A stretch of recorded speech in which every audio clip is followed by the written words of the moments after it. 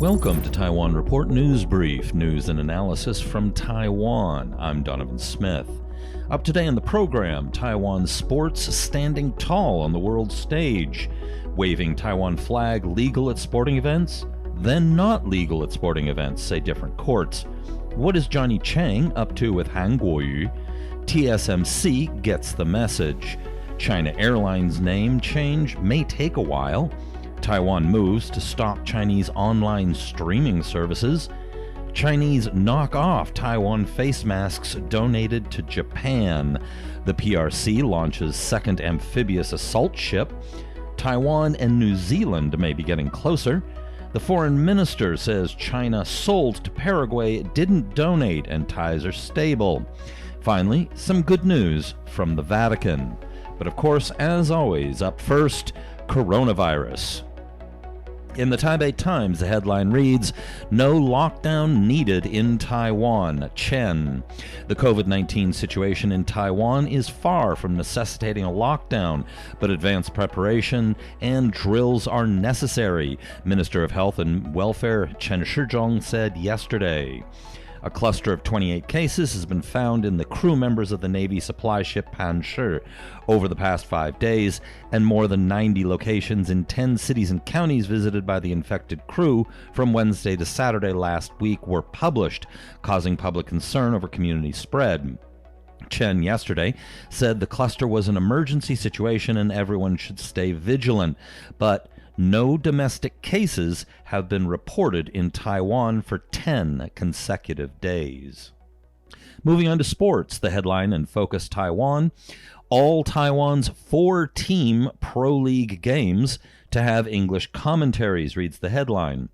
English language commentaries will soon be available for all 4 local professional baseball league games to meet the increasing demand from non-Chinese speaking fans worldwide for the ongoing Taiwan baseball season, as the league is only so far the only one scheduled anywhere in the world to play. Taiwan's Chinese Professional Baseball League held its first game of its 31st season at the Taichung Intercontinental Baseball Stadium on April 12th, making it the first and so far only professional baseball league in the world to start this year. Now, apparently, I saw something that said that the Korean League may be starting up soon.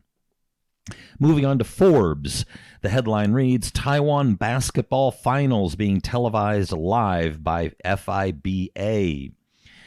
The NBA remains dormant, but folks needing a basketball Jones can now get it from Taiwan. FIBA announced today that the final round series between Taiwan Beer and Yulon Luxgen will be streamed live on FIBA's YouTube and Facebook channels. This initiative comes after the broadcasts of Super Basketball League playoffs on 11 sports platforms enjoyed record-breaking audiences, with fans around the world currently starved of live mainstream sports. Now, personally, I'm quite happy that they chose Super Basketball League playoffs rather than Chinese Professional Basketball League, following the baseball model. In the Taipei Times, independence advocate decries court ruling. Taiwan independence advocate Chang on one Tuesday decried a high court ruling that National Security Bureau officers who confiscated his Taiwan flag and allegedly injured him would no longer have to pay compensation.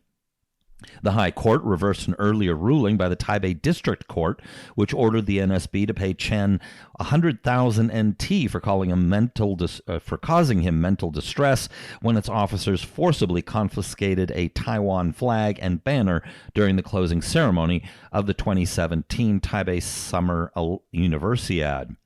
Quote, I am a proud Taiwanese, and it was to assert my Taiwanese identity that I displayed the banner.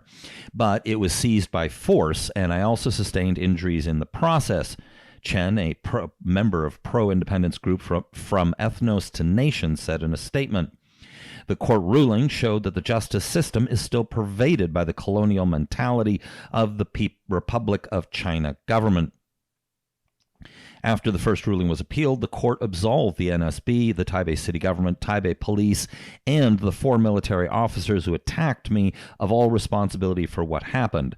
But Taiwanese will not give up, and we will ensure that justice is served by keeping up our fight to establish Taiwan as a nation, it said. Now, Chen said that he had carried the banner which said Taiwan in the closing ceremony, but 4 officers had grappled with him, confiscated the banner, arrested him, and took him to a local police station for questioning. Now, they turned out to be military police officers under the NSB, and they say that they conducted an illegal arrest of a citizen, according to Chen. Now, questioning whether the Taipei city government and the NSB had orders for officers to seize pro-Taiwan independence flags and banners. And now it says here, quote, let me move back up. Okay. So they filed the lawsuit. This is the ethnos to nation. They filed the lawsuit.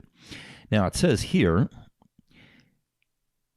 quote, Taiwan is the birthplace and homeland of Taiwanese, and the Summer Universiade was held in Taipei with more than 100 nations participating. Even China sent its athletes. Therefore, at the closing ceremony, people holding up banners and flags bearing Taiwan or a map of Taiwan was above and beyond an expression of political ideology, the original ruling said. Now, that's the Taipei District Court. So they said it's okay to show patriotism for Taiwan at the closing ceremony. That seems fairly normal at any normal sporting event worldwide. Now, they went on, yet the security forces in charge of protecting our nation's leaders came out against such actions. The court is unable to comprehend their reasoning. Again, this is the Taipei District Court. Adding that it had therefore ruled that the NSB must pay compensation to Chen. However, the High Court ruled that the officers had acted appropriately since Vice President Chen Jianren was at the event, and Chen Yuchang and the other spectators were waving their Taiwan flags and banners, which resulted in confrontations with other spectators. The situation was affecting their ability to maintain security at the event and may have led to potential danger and crowd trouble and other unexpected incidents. So, of course, essentially what this boils down to is the High Court is defending Taiwan's practice of clamping down on waving political, say, the ROC flag or Taiwan independence banners or these kinds of things. Now, the big problem that comes in here is that they are concerned that if there are too many of these flags and banners displayed, that Taiwan will lose the right to host international sporting events. That's the argument for cracking down. The argument for not cracking down and for waving the flags is that it is perfectly normal in any other country on the planet to be able to show pride in one's national team. And it is unnatural and it is against free speech to clamp down on it. Now, it's interesting to note that during the last local elections, they also had the referendum on pushing to use the name Taiwan at the Tokyo Olympics. Now, that referendum lost, and the DPP decided not to back it. So there may be some public support for not waving the flags, but I'd be willing to bet it would entirely depend on how the question was asked. Now, on the Taipei Times, this is their editorial. Chang moves to neutralize Han. So, now this is an editorial, but there's a couple things I just wanted to pick out here. Now, it says here, before the crew of the Navy supply ship Panshi carrying infected personnel disembarked at Zoying Naval Base on Wednesday last week, the Kaohsiung city government had managed to keep the city's number of COVID-19 infections at 0. That's pretty good. So they go on and say, despite this impressive statistic, a recent public opinion poll on the handling of the pandemic by the mayors of the nation's 6 special municipalities placed Han at the bottom of the list, with an approval rating of only 37.1%. Now, they go on to say that in this Taipei Times editorial that they think that the recall is still going to remove Han, and you would expect that because this is, of course, a pan-green publication. Now, I think they may as well, but we don't know yet. Now, they go on here to suggest, and this may be, certainly a possibility here that I've been considering. Han has accepted KMT chairman Johnny Chiang's invitation to join the party's Central Standing Committee. The mayor said this would give Kaohsiung a louder voice in the party's decision-making. However, even former New Taipei City Mayor Eric Chu, a former KMT chairman, has said that a mayor simply has no time to entertain distractions such as sitting on the committee. Now, I can add here that New Taipei Mayor Hou You-yi and Taichung Mayor Liu Xiuyan, they both declined to sit on the Central Standing Committee. So it was a little bit odd that Han Kuo-yu decided to go for it. Now, the invitation and Han's acceptance of it suggests that both Chiang and Han have all but conceded that the mayor will lose the recall vote and are planning for what happens next. For Han, it would give him much-needed relevance in the party after he is recalled. For Chiang, it would keep Han, who is likely to challenge him for the party leadership next year, if allowed to operate as a loose cannon, close, thus bringing him more under control, while at the same time diluting his influence as he would be part of a committee. Bringing Han into the committee and hopefully neutering a potential challenge to his chairmanship is a clever move on Chiang's part, even though he has essentially conceded that the KMT is going to lose Kaohsiung. Now, myself and Michael Turton on Current Affairs Taiwan and myself here on this show have talked about the possibility of Han Kuo-yu running for KMT chair, and he may yet. The next KMT chair election is next May, next year in May. So he may do so, and he has, it looks like, tens of thousands of followers within the KMT, most of whom can vote. Now, whether or not Chiang is being this clever in bringing him into the Central Standing Committee, I kind of doubt the Taipei Times is wrong here. And the reason I say this is that this invitation was given to a lot of the local, or if not all, of the local government heads, and they have a quota to fill on and they said that they would have a lot of local government heads on the Central Standing Committee. So Chiang essentially had to offer the invitation to Han Kuo-yu. So the real big question to me is not about Han issuing the invitation or what his strategy or strategy wasn't. He more or less had to do it regardless. My take is what's interesting here is that Han Kuo-yu accepted. That is what I'm paying attention to. Moving on to the Taipei Times, you might remember from yesterday's report that there was I believe it was Seeking Alpha, I believe is the name of the publication, produced this very long and detailed report. You can find it on report.tw. I have a link to it there. But it was talking about how while TSMC currently holds chip dominance, that TSMC, their plans for the future look like they may lose that lead, particularly in the next generation of 3D scaling of the chips. I'm sure I've got my terminology wrong there, but that's essentially what it boils down to, so they can get more density in the little space. But anyway, so the headline reads, TSMC boosts R&D to hold lead. It says here, the firm said it would spend about 70% of this year's 110 billion R&D budget on developing next generation technologies.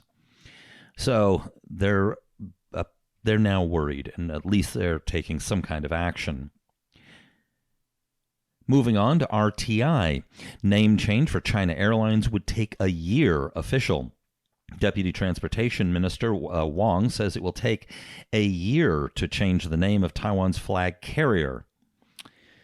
Okay, well, that's a little while. Focus Taiwan. Taiwan vows to close loophole to keep out Chinese video streaming firms. Taiwan's government said Thursday it will not sit idly by and allow Chinese-run video streaming services to gain a foothold in the country by circumventing the law. In a press release, the National Communications Commission said Chinese companies in the over-the-top television industry are not permitted to operate in Taiwan under the act governing relations between the people of the Taiwan area and the mainland area. The reported partnerships between such companies and Taiwan enterprises are an attempt to circumvent the law, the NCC said, adding that it will work to ensure compliance. Essentially, they've been trying to get in a lot of Chinese propaganda films and the like. Moving on, Taiwan news. Chinese counterfeits of made-in-Taiwan masks sprout up in Japan. Made-in-China surgical masks claimed to have been manufactured in Taiwan have surfaced in Japan, sparking warnings that the fakes offer no protection against the coronavirus. Essentially, what they did is they counterfeited the ones that Taiwan donated to Japan in large numbers. Now, what's good about this is that years and years ago, Taiwan was famous for making knockoffs of other countries' products. Now, other countries are making knockoffs of Taiwan products because made in Taiwan is now associated with quality. Moving on to the Chinese Communist Party of China, mouthpiece, the Global Times. China launches second amphibious assault ship. China on Wednesday launched its second Type 075 amphibious assault ship, only a little more than half a year after the launch of the first one, leading Chinese military experts to say China has mastered mature technologies, prepared related aviation equipment, and needs the ships in safeguarding sovereignty and territorial integrity. Now, let's see if I can find that quote. So this is where my sense of alarm perked up a little bit here. The launch of the second Type 075 came at a time when the world is grappling with the novel coronavirus pandemic, and Song said this showed China's shipbuilding industry holds advanced management capability and can minimize the impact of the pandemic. Okay. In addition to mastering related technologies, another reason for China's rapid amphibious assault ship development is its urgent, note that word, urgent strategic and tactical needs, Song said, noting that China needs this type of ship to safeguard territorial integrity and sovereignty in fields like the Taiwan question and the South China Sea. Echoing Song, Li said that amphibious assault ships mainly conduct vertical deployment and landing missions on islands and reefs like the island of Taiwan and those in the South China Sea. These warships, with large flat flight deck, can transport troops vertically via helicopters much faster than using only horizontal means. They can also operate together with aircraft carriers, letting the carriers seize air superiority as they transport troops, tanks, and armor vehicles to land, significantly improving the Chinese Navy's combat capability as a comprehensive system. Continuing on in the Taiwan news, Taiwan could be Air New Zealand's first destination after coronavirus pandemic. Taiwan could be the first destination for Air New Zealand, would consider reopening flights to once the Wuhan coronavirus pandemic subsides, a virologist said. Well, that would make some sense. Moving on to the Taiwan news, Foreign Minister affirms stable Taiwan Paraguay ties. Now, you'll remember it was a couple of days ago I talked about a local Mandarin language post where Wu Zihuai said that, and here I'll quote the English from this article, the opposition party KMT lawmaker Wu Zihuai revealed on Wednesday that 40,000 kilos of medical relief provided by China landed in the Paraguayan capital on April 18th. Now, this has been denied, and Taiwan's Foreign Minister Joseph Wu stated on Thursday that the nation's diplomatic relations with Paraguay remain stable, rejecting rumors that ties between the two countries have become sore.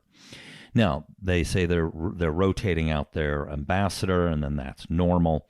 But he was saying that the medical relief provided by China, he says, it was a purely commercial deal. Paraguayan merchants have purchased medical relief from China, even though some Paraguayans were led to believe that the relief was a charitable donation.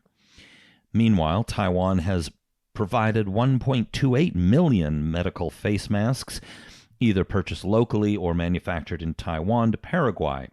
Taiwan has also provided such aid as thermal cameras to Paraguay.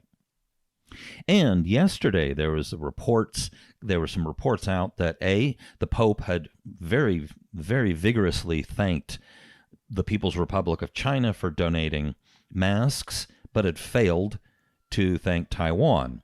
The other bit of news was that he was considering a trip to Wuhan. So, we've got some good news finally here. The headline reads in Focus Taiwan, Singapore, Vatican thank Taiwan for mask donations.